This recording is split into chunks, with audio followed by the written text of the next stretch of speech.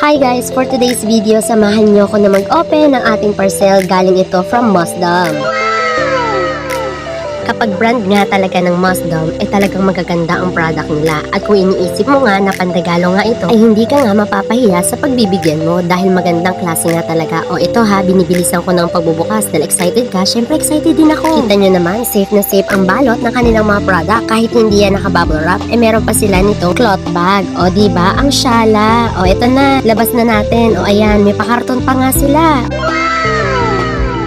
And guys, eto na nga, super ganda nga nitong mini sling bag nila na talagang pwede mong magamit kahit saan ka magpunta. Kung naghahanap ka nga ng magandang klase ng mini sling bag katulad nito, sinasabi ko sa iyo, yung mga ganito hindi na pinatatagal. Tingnan mo naman ang quality niya, super duper ganda na parang sa mall ka lang bumili. At kung gusto mo pa nga ng ibang color, ay meron din itong available na apricot, black, at eto nga yung brown, gray, beige, at meron ding white. PU leather nga ang kanyang material. At ang kanyang strap ay kita nyo naman na talagang adjustable na pwede mong habaan or kung gusto mo ring igayaan.